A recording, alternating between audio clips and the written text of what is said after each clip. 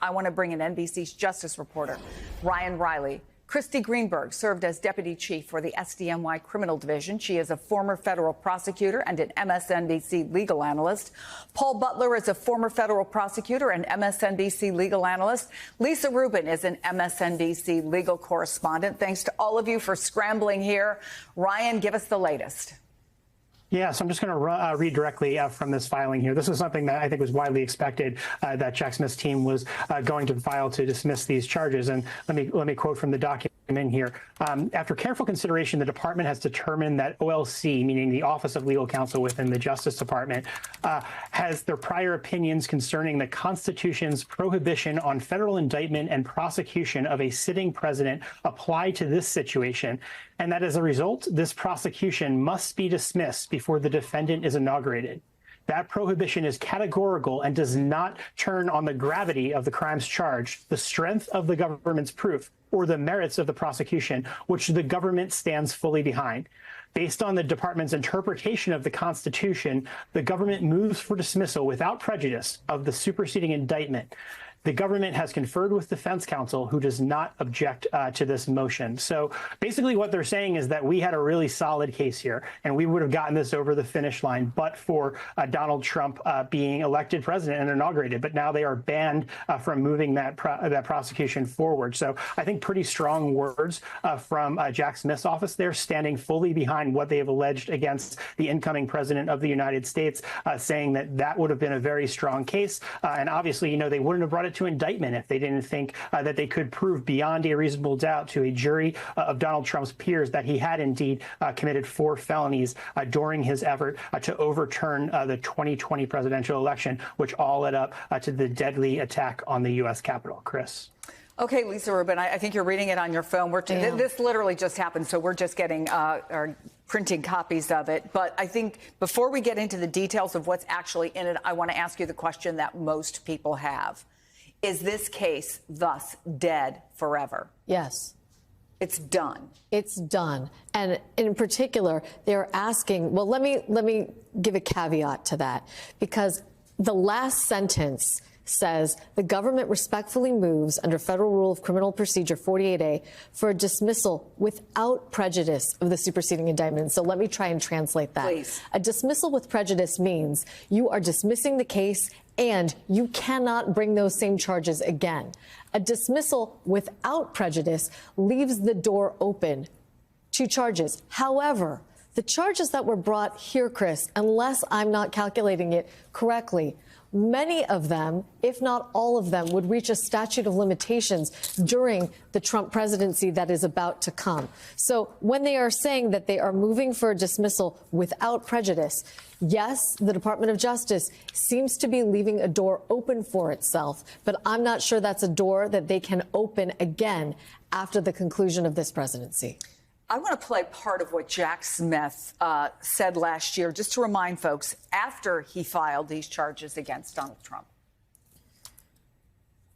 The attack on our nation's capital on January 6th, 2021, was an unprecedented assault on the seat of American democracy. As described in the indictment, it was fueled by lies. Lies by the defendant, targeted at obstructing a bedrock function of the U.S. government, the nation's process of collecting, counting, and certifying the results of the presidential election. The men and women of law enforcement who defended the U.S. Capitol on January 6th are heroes. They are patriots, and they are the very best of us. They did not just defend a building or the people sheltering in it. They put their lives on the line to defend who we are as a country and as a people. They defended the very institutions and principles that define the United States. Since the attack on our Capitol, the Department of Justice has remained committed to ensuring accountability for those criminally responsible for what happened that day. This case is brought consistent with that commitment, and our investigation of other individuals continues. So, Christy, tough question, I think, because it's both legal and sort of big picture philosophical. Understanding that Jack Smith very much wanted and push to defend the Constitution of the United States, defend free and fair elections in the way that they are laid out in our democracy, and understanding the vested interest the American people have in that, and the very personal interest the folks he just talked about, the people who tried to defend and defended the Capitol on January 6th have. Did he have no other choice? I think, in effect, that's right. I mean, if he had continued up until Donald Trump's office, essentially the new AG would seek to do this exact thing, dismiss the case. So in order, I think, to conserve resources, it made sense for him to do what he's done. But just an additional point to what you and Lisa were just discussing. So in this motion, Jack Smith says that, yes, the Constitution requires dismissal in this context, consistent with the temporary nature of immunity afforded a sitting president. It doesn't require dismissal with prejudice, and then goes on to say immunity from prosecution for a sitting president would not preclude such prosecution once the president's term is over, or he is otherwise removed from office by regulation or impeachment. So there is a possibility here that potentially he could be prosecuted down the line. There's a real question whether or not the statute of limitations would be told, because he actually cannot be prosecuted for this period of time. But the real question for me will be whether or not, when the new AG comes in, it's not clear if Judge Chutkan will actually rule on this motion right away, or if she will wait for the new AG, who may take a different position and may say this should be dismissed with prejudice, meaning then it's completely over. There's no way to bring this back after he is done with his term. I would expect that the new AG would have a different take on this and would want this completely gone. The fact that Jack Smith kind of left the window open here, I think, is interesting. It's also interesting to me that I believe, and somebody can correct me if I'm wrong, that this is unopposed. This motion is unopposed by Donald Trump's counsel. And that's significant because his counsel is going to be the number 2 and number 3 at DOJ, assuming that, at least with respect to Todd Blanche, that he's confirmed. So the fact that they haven't opposed this, I think, is interesting as well. Maybe it suggests that they're comfortable leaving this window open because they really don't think there's any way this could ever be resuscitated after his term is over. Lisa, I want you to pick up on that, because reading this with my eyes, not a lawyer's eyes, but on the first page, he comes to the conclusion that the department, meaning DOJ, has determined that OLC, that's their Office of Legal Counsel, prior opinions concerning the Constitution's prohibition on federal indictment and prosecution of a sitting president apply to this situation, and that as a result, this prosecution must be dismissed before the defendant is inaugurated. That's an interesting question, that they've come to that conclusion. I think one of the other reasons, Chris, that they're coming to that conclusion has to do with the interplay between this case and the special counsel regulations. Special counsel regulations say at the conclusion of the special counsel's work, they are to deliver a report to the Attorney General. We're all familiar with what those reports look like, be it from Robert Hur or from Robert Mueller, who earlier investigated this same president. But usually those reports are generated when the investigation and the prosecutions come to a close. It may be that one of the reasons they reach that determination is that until and unless these cases are over, Jack Smith doesn't feel comfortable releasing the reports in compliance with those regulations, and he very much wants to release those reports before he leaves. Why does he want to do that? Because he understands that on January 20th at noon, if he has not resigned and released the reports by then, the new administration has no interest either in letting him continue his work, because the Attorney General can fire him. And if the report's not out, they can ensure that it never sees the light of day, because, again, it's up to the Attorney General whether to release Jack Smith's report, which we understand is likely information, to the public. Okay, Paul, so I want to get your overall reaction to this, but also I want to remind people that the indictment mentions 6 unnamed co-conspirators. So the question also remains what happens there, but give us your take. Well, since the co-conspirators were unindicted, they haven't formally been charged with their crime. So presumably investigations and prosecutions of them could continue. But look, with regard to Donald Trump, make no mistake, Donald Trump won. He beat his case with an assist from the Supreme Court of the United States. And it's possible that the case will be dismissed without prejudice, meaning that if it overcomes statute of limitation concerns, it might be brought again in the future after Trump leaves office. But Chris, here's what I think is likely to happen. Donald Trump can pardon himself while he's in office. Can a president pardon himself is a question that the Supreme Court has never answered. The Constitution gives the president broad pardon powers, and we know how friendly the Supreme Court is to the power of the executive, including the president. So I would expect that at some point in the next 4 years, either early in his term or on the last day, one of Donald Trump's pardons will be to himself, thus setting up yet another Supreme Court case regarding Donald Trump. And we begin tonight with the model for where America is heading. I'm talking about Hungary, the small Central European nation that is a favorite of right-wing politicians, former Fox hosts, and, of course, Donald Trump himself, because of one man, Hungary's authoritarian Prime Minister Viktor Orban. He's been eroding Hungarian democracy for more than a decade now. A former member of the Hungarian parliament, Gabor Schnering, writes in Politico, Trump's goal this time is to remake the American government to enhance his power. He isn't the first modern right-wing populist to attempt this. He is following a playbook pioneered by Viktor Orban. Orban came to power in 2010, and some of his first acts were to take aim at the independence of Hungary's judiciary and news media, rewriting the Constitution to force senior judges to retire, and setting up a new court system overseen directly by his government, and consolidating control over the media. His government and its allies took control of 90% of media outlets, elevating Orban's propaganda. Orban and his party, Fidesz, have also tightened his grip over Hungary's electoral system, changing laws to rig the system in his favor and keep him in power in perpetuity. And much like the American right, Orban has gone out of his way to stoke division by stoking fear about racial diversity and demonizing immigrants. He's even embraced the far-right concept of replacement theory, warning against race mixing in Europe. Orban has blocked asylum seekers from entering Hungary and referred to Middle Eastern refugees as Muslim invaders.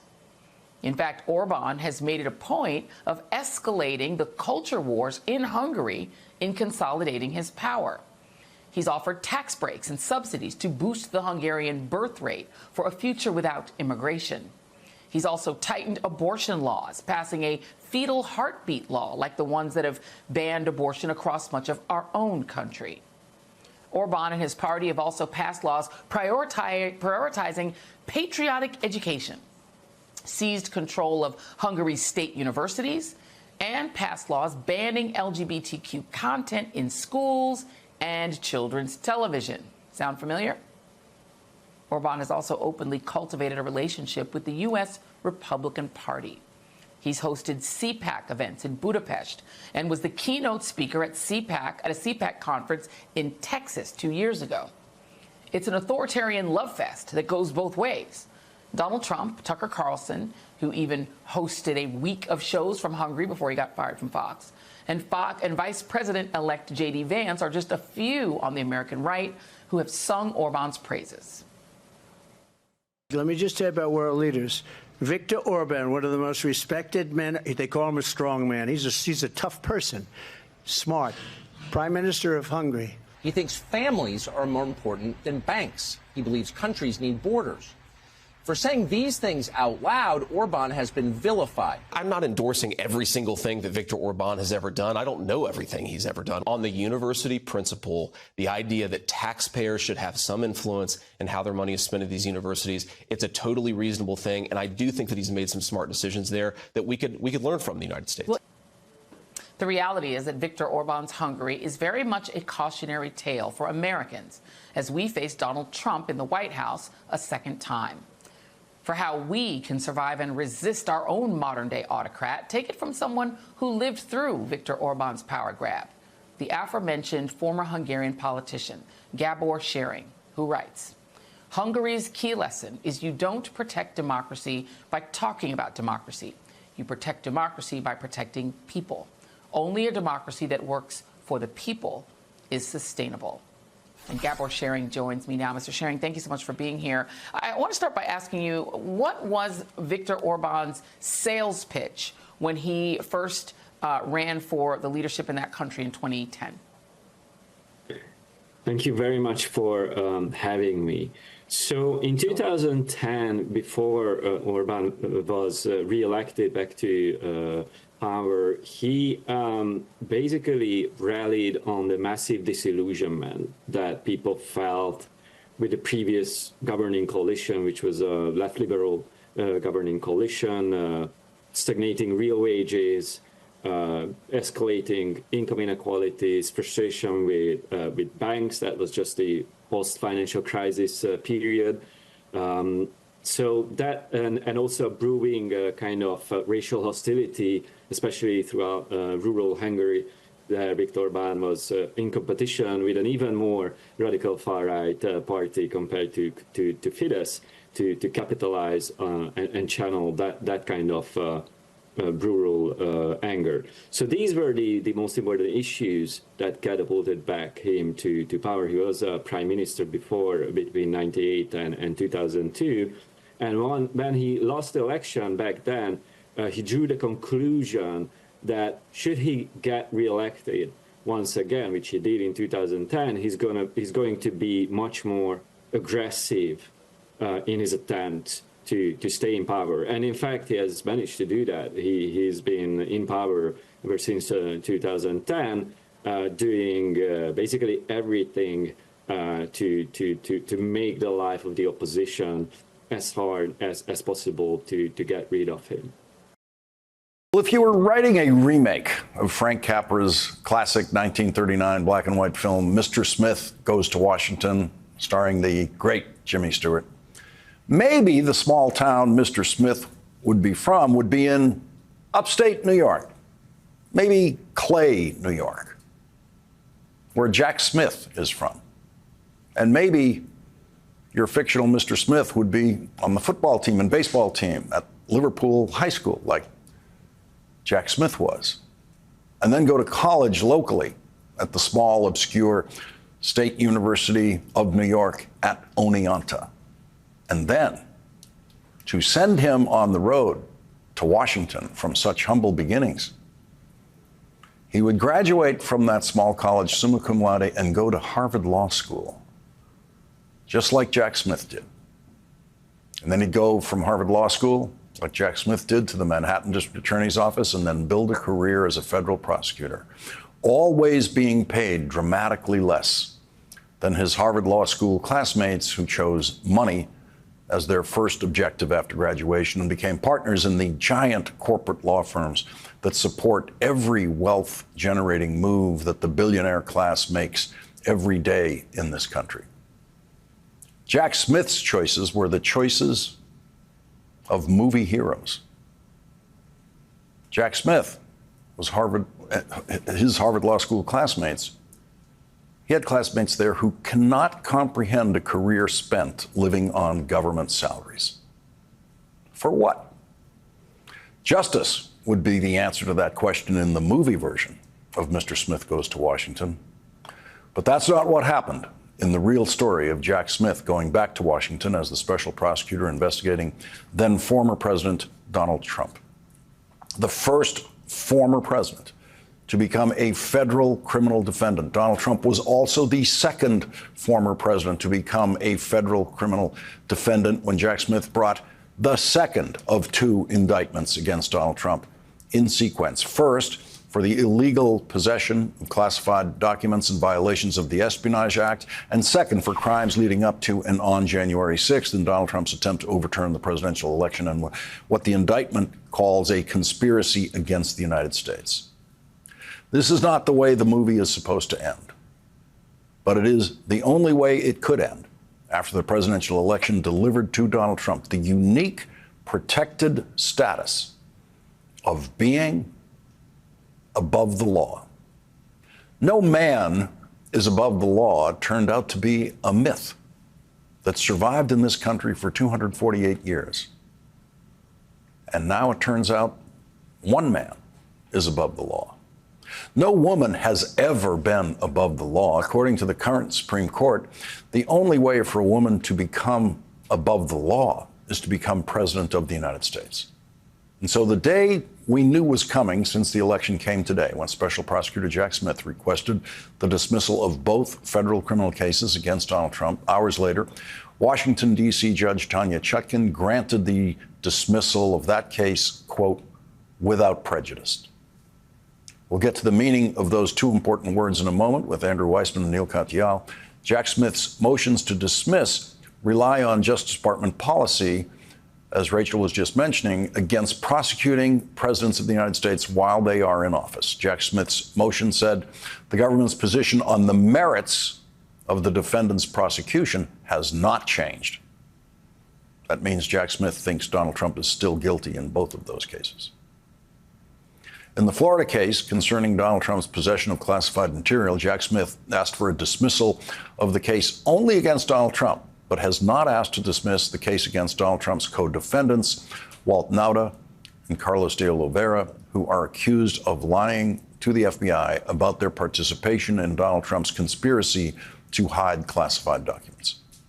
On the same day that Judge Chutkan dismissed the January 6th case against Donald Trump, the FBI arrested two more men on charges of assaulting police officers with deadly or dangerous weapons during the attack on the Capitol on January 6th. The FBI arrested 43-year-old Jared Hawks and 40-year-old John Padgett. In court papers, the FBI said that Hawks and Padgett used a large object as a battering ram and a weapon against officers manning the barricade. According to the image embedded in the court papers, that metal object had a Trump banner. Also, on the day Judge Chutkan dismissed the January 6th criminal charges against Donald Trump, Dane Christopher Thompson made his first appearance in court as a criminal defendant charged with assaulting law enforcement during the January 6th attack on the Capitol. The FBI says that Thompson was captured on tape wrestling a metal bike rack away from a police officer, grabbing a police officer's arm and lunging against an officer. Also today, on the same day that the January 6th charges against Donald Trump were dismissed, a Wyoming man named Douglas Harrington received a 3-year sentence for assaulting law enforcement officers with a flagpole during the attack on the Capitol on January 6th. Just before Judge Chutkan dismissed the criminal charges against Donald Trump for his involvement in the attack on the Capitol on January 6th, the Justice Department, in a press release, said that more than 590 people have been prosecuted for assaulting law enforcement on January 6th, 2021. Every one of those people were assaulting police officers, they believed, for Donald Trump. This is the biggest increase in deaths we've seen since records began. The figure of 32 dead is up from 25 only yesterday. These hospitals aren't designed to deal with this, and I think the minute you're getting hospitals running at 200% and 300% capacity, I think that speaks for itself. It's incredibly serious. That was an Australian news station reporting from the island nation of Samoa in 2019. And if it seems familiar, it may look and sound like the kind of news reports we saw from all over the world in 2020 during the global COVID pandemic. But this was not about COVID, and this all happened before COVID. This was 2019, this outbreak in Samoa. It killed more than 80 people, many of them young kids. The government had to order lockdowns to try to save people's lives. Charities from around the world had to ship children's coffins to Samoa to deal with a shortage of coffins there for all the little kids and babies who were dying. What Samoa was experiencing in 2019 was an epidemic of measles, a preventable epidemic. And I say that because measles is a disease for which there has been an effective vaccine available for more than 60 years.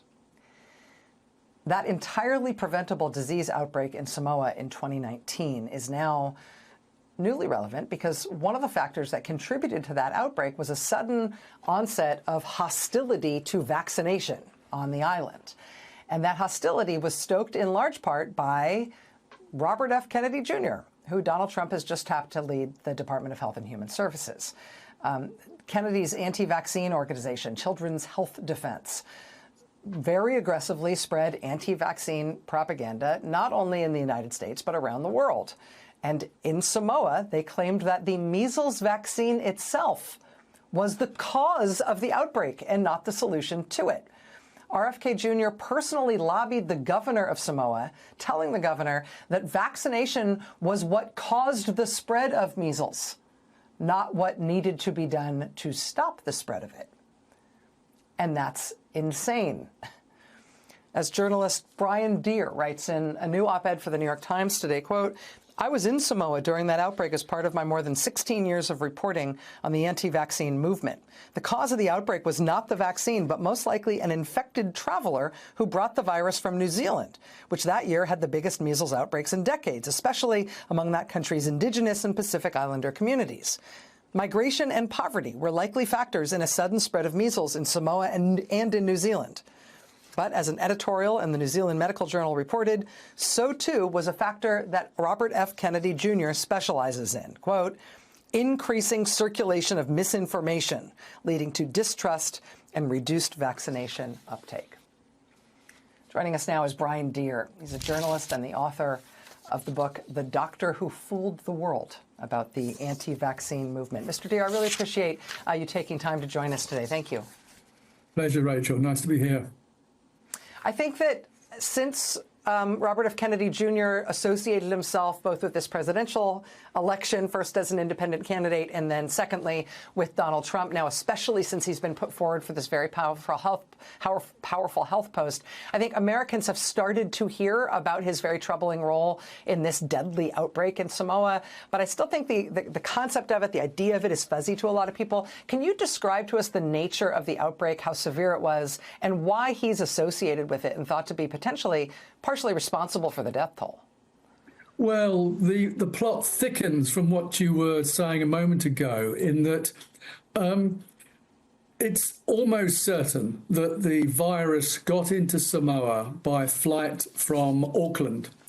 And just a little while before that, friends of Kennedy had been in Auckland, in New Zealand, with a film which had been promoted in the United States by Robert De Niro and got a lot of attention in the United States, which was suggesting that there was fraud at the CDC in Atlanta. There actually wasn't. So they'd been touring in Auckland and South Auckland, where a lot of Pacific Islander communities there, which became very, very susceptible. It was there that year New Zealand saw the biggest outbreak of measles in decades. So it was no surprise, really, that that virus did get onto an aircraft and got its way out to Samoa. And Mr. Kennedy really has questions to answer about his relationship with the people who made that film. It was called Vaxxed, and Mr. Kennedy became the executive producer of a sequel, Vaxxed 2, and was a close colleague of the people who went out to New Zealand and also to Australia to promote fear of vaccines. So that's where it came from, and the catastrophic consequences that I witnessed on the island. I spent much of a week of the time I was there just simply talking to mothers about the loss of their children, and it was really awful to listen to them. And I found myself at the end of it all just sitting in a cathedral and crying and crying. I couldn't stop crying as the accumulation of pain from these mothers really consumed me. It was awful. Why would somebody like RFK Jr. have influence in a place like Samoa as to whether or not people vaccinated their kids? Why would his influence in particular be something that sort of perniciously accelerated the risk there? Well, his name opens doors. He's always known that. I mean, he's really not a lot more than his name, is he? He's not a particularly good lawyer. He pays himself, the last time I looked, $500,000, $500,000 a year, to run Children's Health Defence, which he set up himself. But he's not a particularly distinguished man in his own right. But he got out to Samoa, he went to visit them, he went to see the Prime Minister, and as you say, tried to convince the Prime Minister that it was in fact the vaccine that was causing the deaths and not the measles virus. Extraordinary thing to do, but, you know, he's been making this kind of mischief for many years now. Journalist and author Brian Deer, the author of The Doctor Who Fooled the World. Mr. Deer, I appreciate you being with us for this, and I'd love to have you back to talk with you more about this in the future, if you don't mind. Great. Thank you very much for your time tonight. This afternoon, National Security Communications Advisor John Kirby confirmed a ceasefire deal between Israel and Hezbollah is close, and negotiations are still ongoing. His comments came after senior officials told NBC News, quote, a few issues are left to be resolved and that it could still take a couple more days. The Israeli Security Cabinet is set to meet tomorrow to discuss what's next. Joining us now, Carnegie Endowment for International Peace, Senior Fellow and former Department of State Arab-Israeli negotiator Aaron David Miller. Really good to have you. Explain why this Hezbollah peace deal is closer at hand than the one between Israel and Hamas. You know, Katie, we've talked so many times over the course of the last year about negotiations, why they succeed and why they don't, why the ones in Gaza haven't succeeded, and why we may actually be on the cusp of success in Lebanon. And that's largely because of urgency. People reach deals when they're in a hurry, when they make a judgment that, in fact, the advantages of reaching the deal outweigh the disadvantages. And I think if you look at what the Israelis have accomplished militarily against Hezbollah, most of their objectives have been complete. Hezbollah is weak. Decimated. It still exists and probably will for some time as the most powerful domestic actor in the Lebanese scene. But they want a chance to re-up, rearm. They need a breather. And for Netanyahu, there are no hostages. There's no Palestinian state. There's no Palestinian Authority. The deal in Lebanon is a much easier one to get through his cabinet, and that's why I think we're on the cusp. I don't want to jinx it, of an actual agreement. What about this reporting from the Washington Post that somebody close to Prime Minister Benjamin Netanyahu told Donald Trump and Jared Kushner that getting a deal done between Hezbollah and Israel would be a gift to him ahead of his inauguration?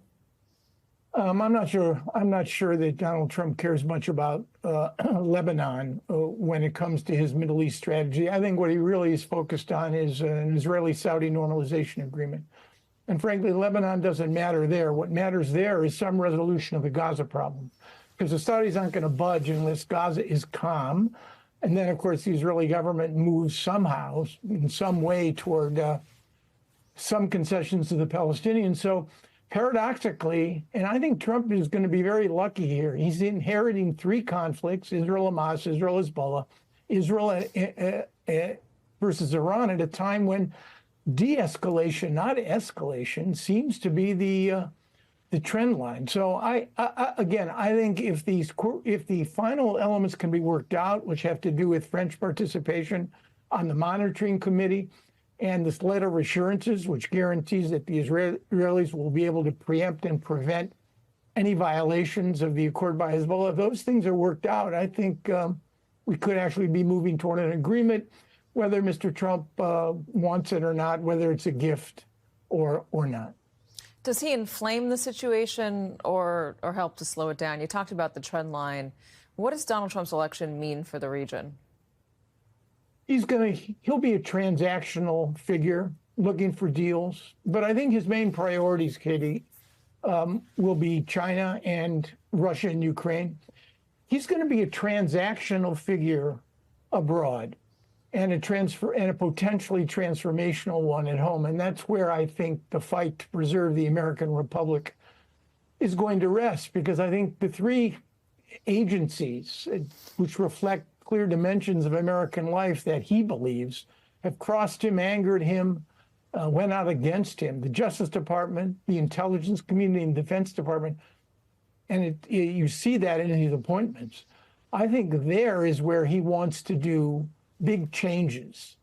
which frankly, in my judgment, are not at all in line with the norms, the institutions, and what this republic needs in order to have functional governance. That and mass deportations, as well as Schedule F, trying to purge the civil service of what he considers to be disloyal deep staters. I think the real fight, Katie, frankly, I've spent most of my life on foreign policy.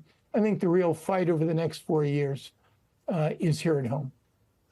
Aaron David Miller, well said. Thank you very much for joining us. Susan, I am going to start with you. There are lots of folks who would argue that Donald Trump ran for office to avoid prosecution and that worked. What kind of message does this send to the rest of the world? Well, it did work. You know, whatever you think of the merits of the case, the fact is that there's not going to be a case against Donald Trump in which that evidence is going to be presented in a court of law with sworn witnesses and testimony 4 years after the fact. And whether you think it was a good idea or not to bring the cases, certainly the people who decided to launch the investigations in such a way that they couldn't be completed before the election year have seen, I think, the complete collapse and the failure of that strategy. And, you know, it's not just therefore a political failure on the part of Democrats to be defeated by Donald Trump, but it represents the collapse of an effort that they very solemnly said was necessary to hold the former president accountable for his actions. So they have neither accountability nor political success as a result of this years-long effort. And, you know, I think this is something that historians and legal scholars are going to be poring over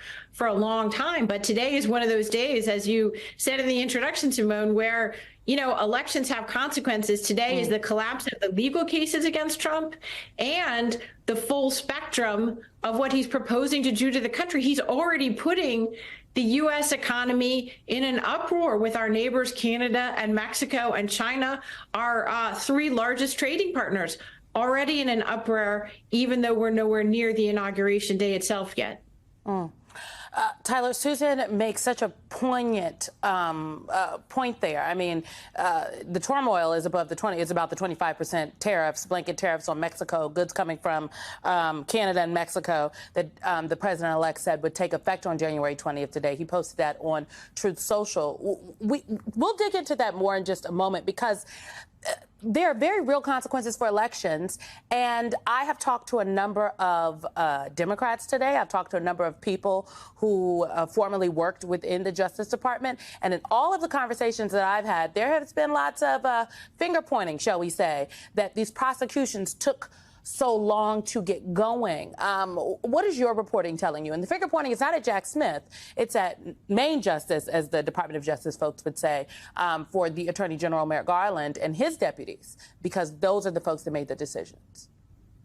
Yeah, we've seen these frustrations at Merrick Garland from the Biden White House and from allies of the president and the broader Democratic Party for years at this point. This has been one of the things they bring up pretty immediately when you talk about the relationship between the White House and the Justice Department and just the broader judicial landscape of this administration, frustrated that these charges, they say, were not brought sooner. However, when you talk to people inside the Justice Department, their contention is at any step of the way, this was going to be caught up in the Supreme Court. We've seen that happen already. They say they moved as expeditiously as possible. And even if they were to try to bring these charges earlier, it would have taken more than 4 years, just given the hurdles and the way that our legal system works with multiple avenues for appeal and the pace at which the Supreme Court would take up these cases. Now, that is a lot of in the weeds judicial and legalese about how these cases were brought against Trump. But it is undoubtedly true that there are many people in the White House and in the broader Democratic Party that are frustrated by the way that these cases were handled. And this dates back to the transition when Biden won in 2020 and an argument his aides had over how to restore independence and trust in the Justice Department. There were two camps in that transition, one that wanted someone like Merrick Garland in particular, who was a former federal or then a federal judge nominated to the Supreme Court. They felt that he was the best to restore that independence. Others wanted Doug Jones, the Alabama senator, who they thought would better be able to navigate this political moment. Obviously, the Merrick Garland camp went out, and we're seeing the results of that sort of mentality. But it's undoubtedly true that this has been a sore spot for many in Biden's orbit for quite some time. You know, Jasmine, I had a smirk on my face as Tyler was talking because I was advising the Biden campaign at that time and worked as a member of the transition as then Vice President-elect spokesperson. And I remember that debate vividly. Hindsight is 20/20, but I'm sure, especially today, there are a number of Democrats saying, should have picked Doug Jones. Elections have consequences. I think they've been saying that for like 2-3 years. They've been saying it for a couple years. But elections have consequences, as we've been saying now for weeks.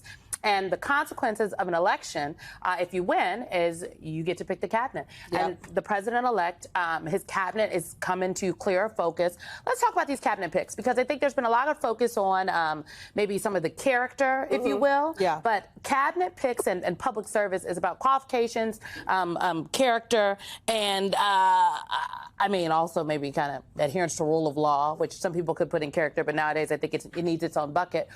What is your reporting telling you about this cabinet, some of the picks? We've heard a lot about Pam Bondi for AG, previously Matt Gaetz. We've heard a lot about Pete Hegseth, but there are others. Yeah, there are others. I would say that outside of maybe 1 or 2 or 3, a lot of them are not really a surprise, particularly to Republicans, and especially for people who have been watching Trump campaigns, because most of these people, like Pam Bondi, like Tulsi Gabbard, like RFK Jr., like some other folks, were not just Fox News darlings, but we're also at Trump rallies, kind of the opening acts for him across the country as he made his case to the American people why he should be elected. And so I think that these are people who are the people who support Trump or follow Trump are at least somewhat familiar with, if not comfortable with. Now, certainly there are names that have been coming up over and over again. Of course, Matt Gaetz was one of them, and now he has stepped down from that role, taken himself out of nomination. Tulsi Gabbard, Director of National Intelligence nominee, she is somebody that, of course,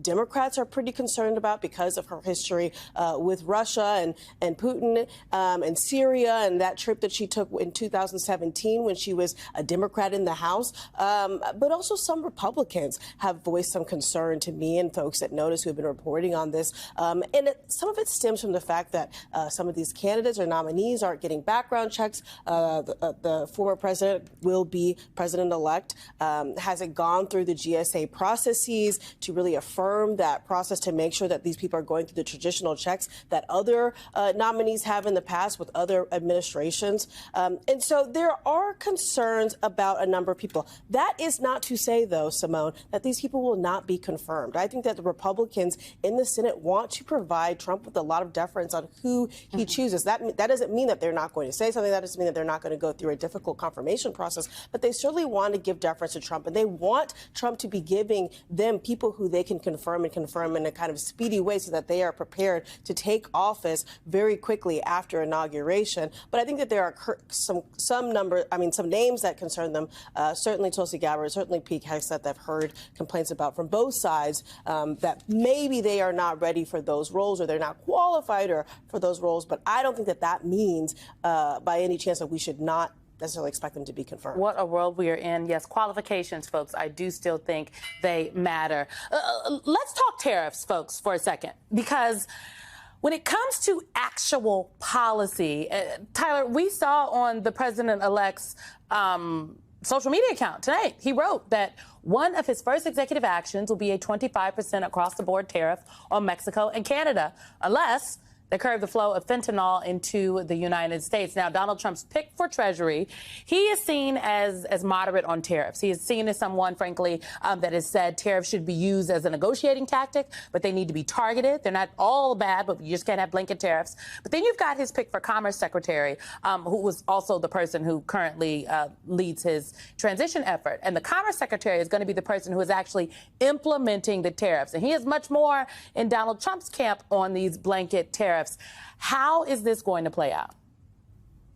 I mean, that is a question that is very impossible to answer when it comes to the way that Donald Trump makes policy. And I think that's part of what his supporters like. He is bold, he is brash, he makes a lot of pronouncements, not through the traditional policy process. Something like this would often go through the National Economic Council at the White House, where you would have meetings of the cabinet secretaries and other key advisors, and you'd come to a recommendation. That's not how Trump operates. It's not how he did the first term in office. It's not clearly how he's going to do his second term. So I think that's important context to understand when we see these sorts of policy pronouncements. Oftentimes, this is not exactly what's going to happen, but it's an opening salvo, the way that Trump wants to rile up some allies, some enemies, some competitors, and sort of get people talking about what he wants to do and ultimately get the result that is going to maybe look a little bit different than this.